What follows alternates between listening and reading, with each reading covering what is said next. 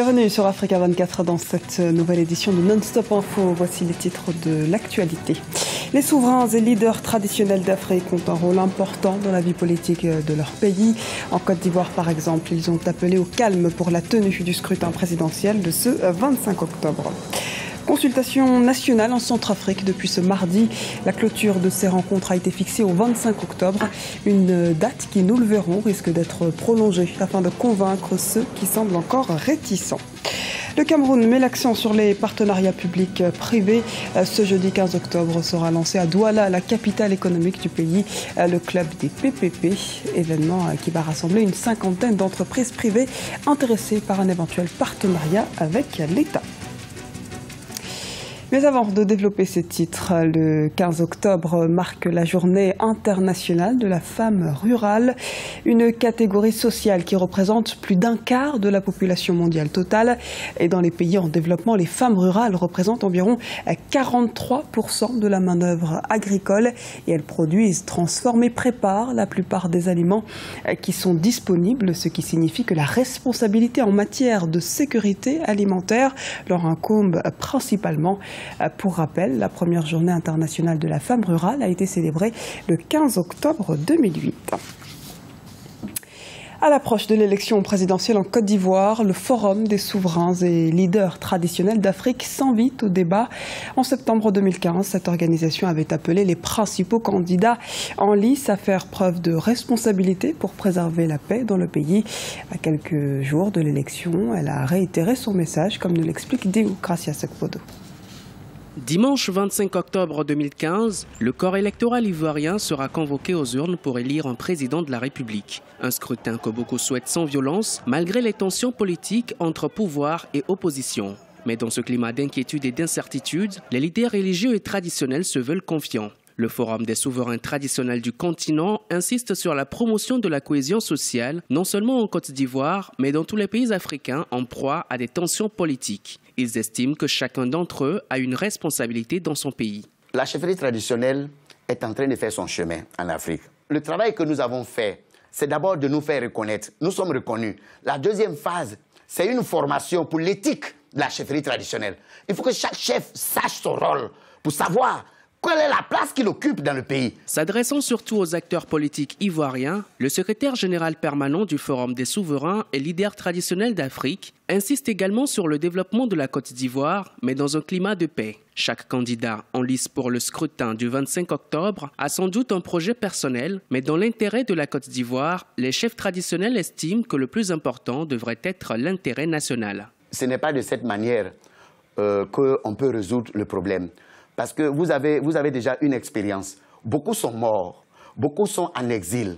Et il faut faire de sorte que vos frères rentrent et que vous puissiez avoir une stratégie pour, de façon démocratique, aller au pouvoir et essayer de développer la Côte d'Ivoire. Il y a des chefs traditionnels loin de Dieu, il faut les écouter. Un chef, c'est un conseil pour la stabilité, la cohésion de la nation. Le Forum des souverains et leaders traditionnels regroupe 12 pays africains, parmi lesquels la Côte d'Ivoire, le Cameroun, le Maroc ou encore la Guinée équatoriale. Il se donne pour mission d'intervenir comme médiateur dans tous les pays en proie à des tensions politiques et des conflits. À 82 ans, Mathieu Kérékou tire sa révérence. L'ancien président béninois est décédé mercredi 14 octobre.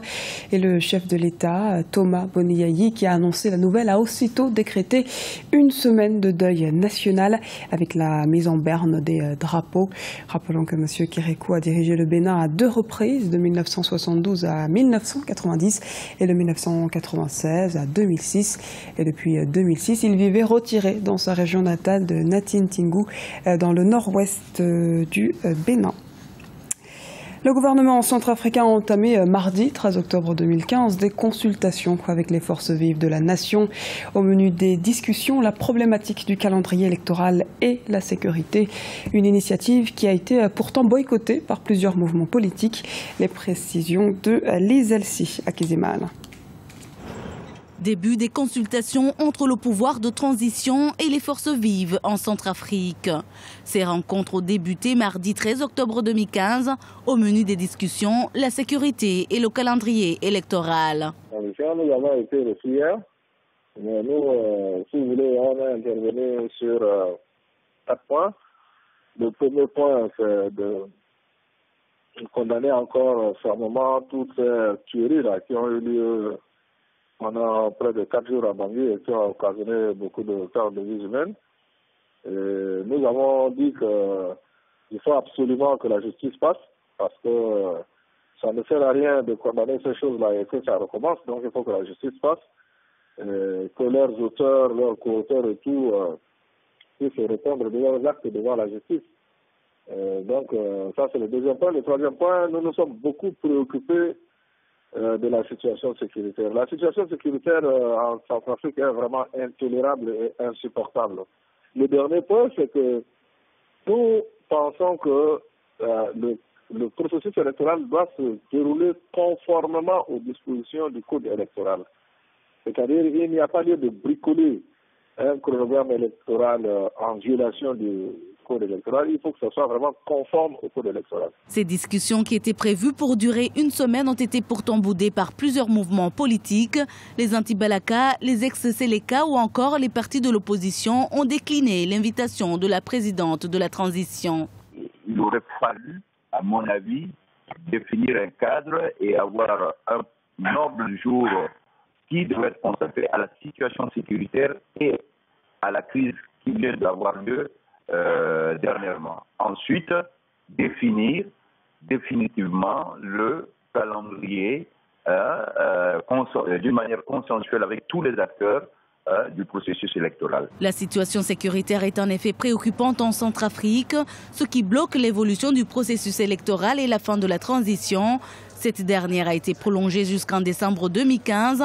L'avenir du calendrier électoral reste incertain après la démission de Dieudonné Komboyaya, le président de l'autorité nationale des élections, le 9 octobre 2015. Le PAM s'impose à la Chambre des conseillers du Maroc. Le nouveau président de l'institution s'appelle Hakim Benchemas. Le numéro 2 du parti Authenticité et Modernité y a été placé après une victoire face au parti Istiklal de l'indépendance. Les précisions tout de suite avec Alioune Guindo. Le parti Authenticité et Modernité du Maroc conserve la présidence de la Chambre des conseillers. Après une forte compétition menée contre le parti de l'indépendance Istiklal, le PAM a réussi à placer Hakim Benchemas, numéro 2 du parti, à la tête de la deuxième chambre du Parlement. Ce dernier a succédé à son collègue du parti, Mohamed Cherbi Alila, après avoir gagné les élections face à l'Istiklalien Abdessamad Kayou.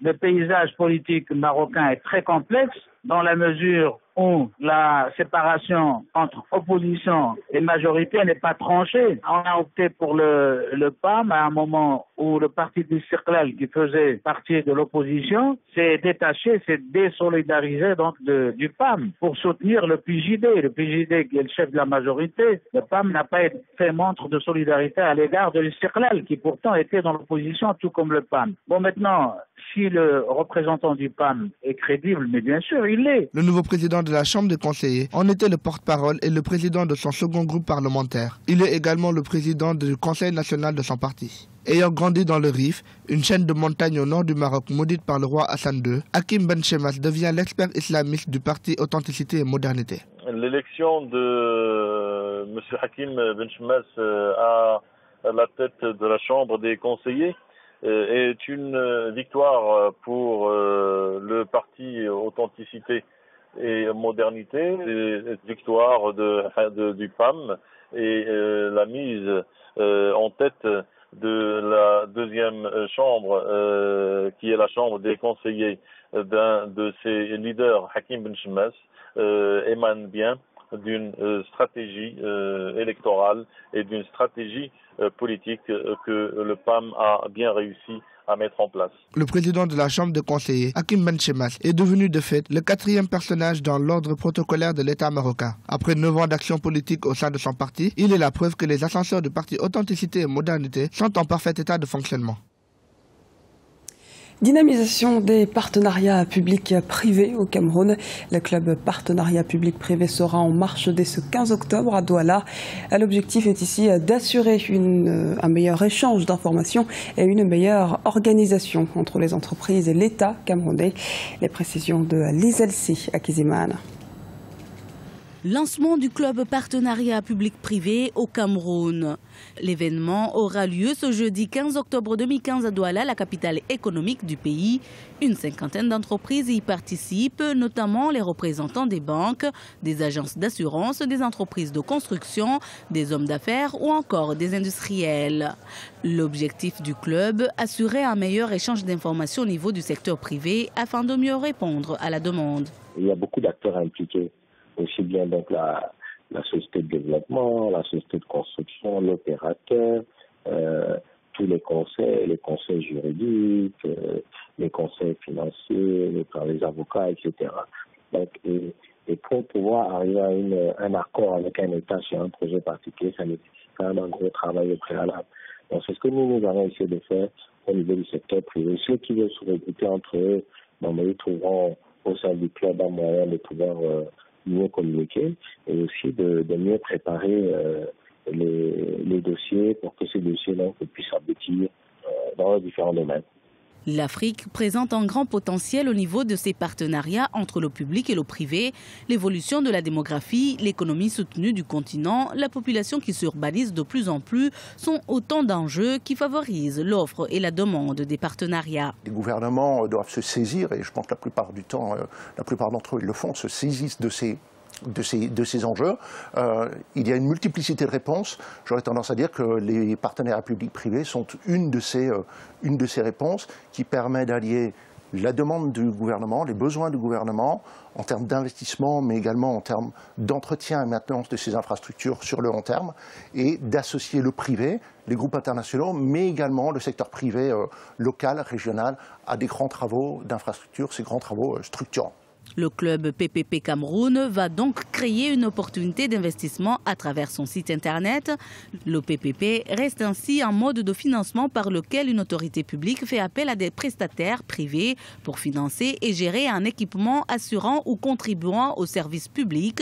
En 2013, le gouvernement camerounais a présenté aux investisseurs des projets dans divers domaines à exécuter en partenariat public-privé. Il s'agit notamment des domaines de transport, de développement urbain, énergie et dans le développement de la conservation des produits alimentaires.